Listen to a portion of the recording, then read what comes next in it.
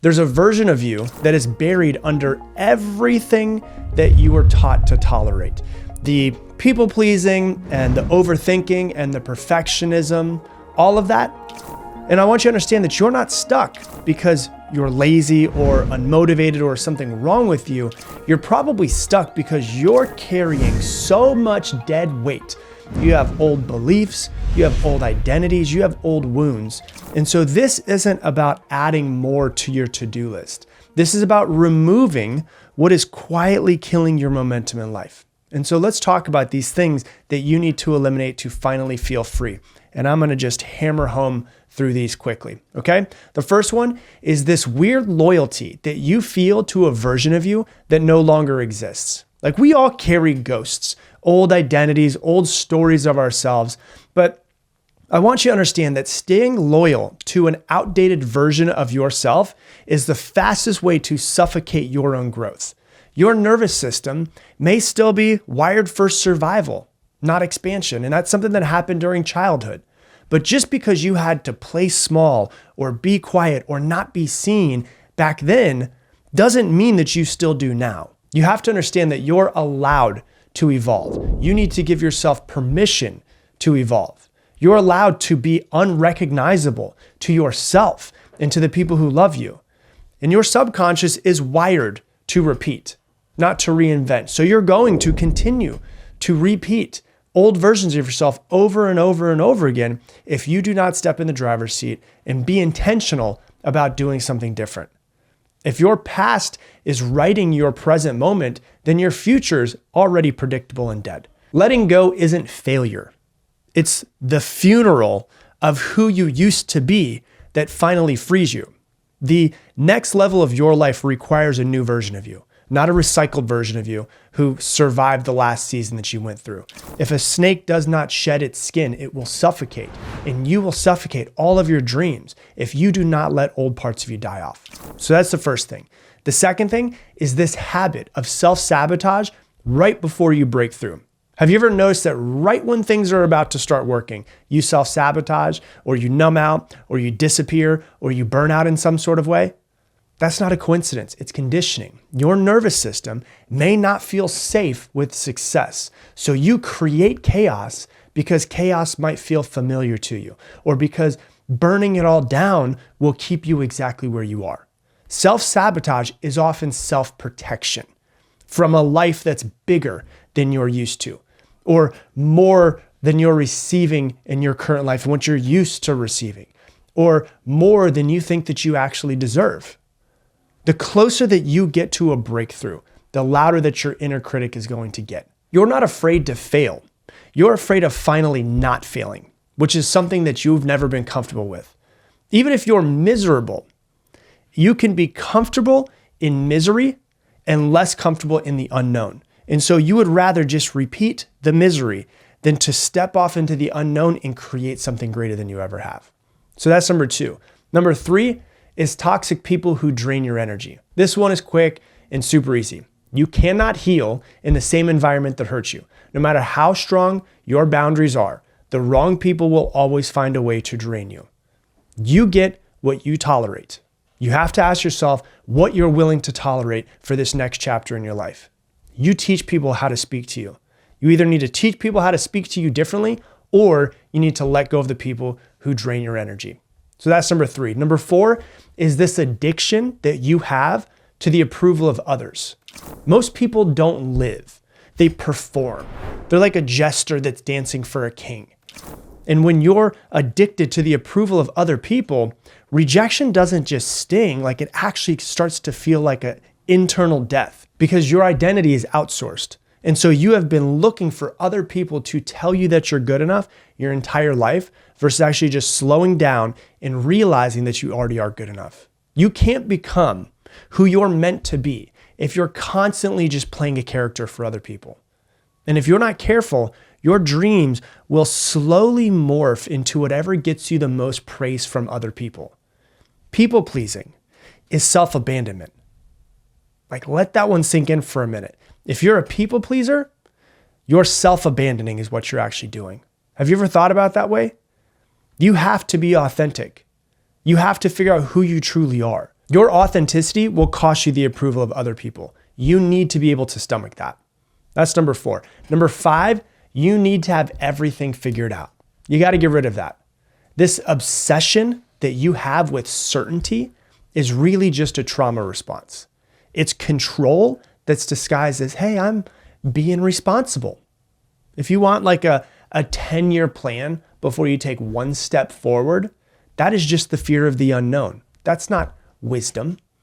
You don't need the whole puzzle in place just to take the next step.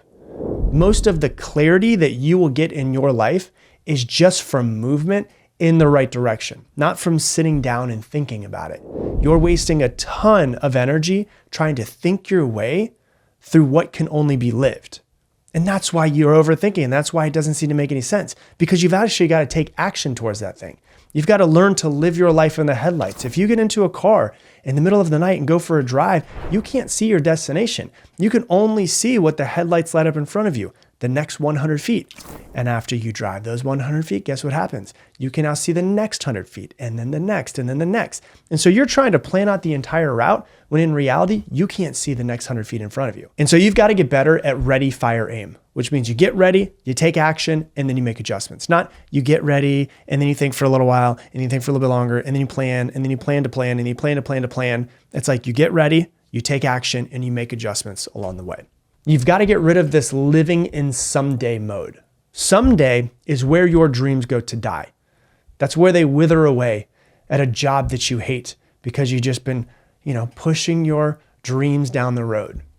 Really what it is more than anything else is it's procrastination wrapped up in like the comfort of soon I'll do it. Like you have to really be present. I've done episodes on this before about the fact that one day you're going to die. One day. So you've got to have that one day I'm going to die bring urgency to the present moment. That phrase, one day, like one day I'll do it, has buried more dreams than failure ever will. The brain loves this illusion of future safety because taking action right now requires risk. And so it'd rather just deflect and go, well, one day, someday in the future, I'll do it. You have to understand that the more overwhelmed you feel, the more attractive later seems. But later never comes. You and I both know that. And if something really, truly matters to you, you need to schedule it and you need to force yourself to do it. If you won't schedule it, stop pretending that it actually matters to you. So that's number 6. Number 7 is this fantasy that success will magically fix you.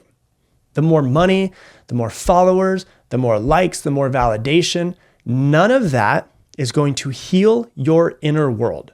Success will only amplify what is already there. And I've said it before, but the only problems that money solves are money problems. So if you're using your dreams and your success that you want to escape yourself, you will build a life that will look really good to other people, but it's going to feel like a prison to you. Hustle is an amazing distraction from your emotional pain. Trust me, I've done it before. I've kept myself busy. My addiction was being a workaholic to run away from all of my problems. And it feels good until the crash happens. So you have to understand you'll keep raising the bar and keep raising the bar and keep raising the bar because you're unconsciously running from your wounds. I want you to understand that a bigger bank account and more success doesn't fix a bankrupt sense of self-worth. So that's number 7. Number 8, you need to stop neglecting your inner child. And this might sound kind of weird if you've never heard this before, but your inner child isn't gone. They're the one that is panicking inside of you when you're scared or when you're overreacting or when you're overthinking or when you're shutting down. That tantrum that you throw in an adult form is often just the 7-year-old version of yourself that's looking for safety still. So unprocessed childhood pain doesn't just go away. It doesn't disappear. It just learns adult coping strategies like people pleasing or like being too controlling or learning to avoid. Most of your self-sabotage is actually self-protection from a wounded part of you. Think about that for a second. That's one of the truest things that you will ever hear. Most of your self-sabotage is self-protection from a wounded part of you from childhood. Reparenting yourself means you giving yourself what you needed then, right now. And I want you to understand, you're not crazy.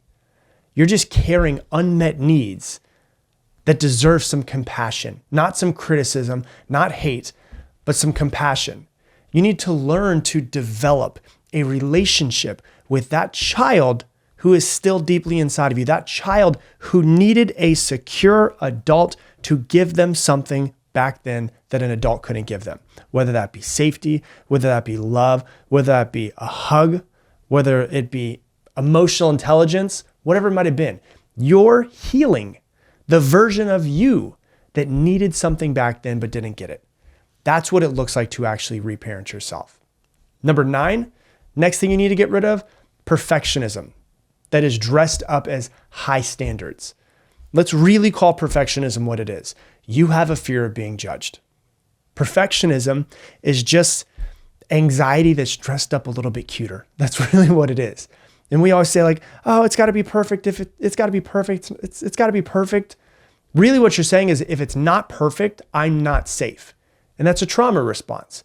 You'll never build anything meaningful in your entire life if you're obsessed with not messing up, because you are a human and you will mess up. Humans are flawed. We will make mistakes. And perfectionism kills all of the momentum in your entire life. So it's not about just going out and doing your best and all of that. It's really just about doing it for the sake of doing it, whatever it is. It's about putting yourself out there, doing it, making sure it gets done, screwing it up, and just realizing that done is better than perfect. Why? Because done exists. Guess what? Perfectionism doesn't exist, and you know it, but you need to really, really feel it is the difference. And number 10, the 10th thing that you need to get rid of is your fear of failure. Failure isn't about failure at all. It's about what you make it mean about you. And here's the truth that you need to understand. You will fail. You know you'll fail. And that's the point. But you're afraid that failure will confirm your worst fear. And that fear is that you're not good enough. And so you try to avoid it. You try to run away from it. Most people rehearse failure in their minds so often that they never even risk success because they're so afraid of it. And so I want you to understand, you don't need more confidence. What you need more than anything else is more courage. You need to develop a willingness to suck at something long enough until you get good. It's like the phrase I've said here many times. You will never be a graceful master if you will not let yourself be a foolish beginner. You have to fail. Failure, you know, is part of success. The creator of Honda has a quote that says, success is 99% failure.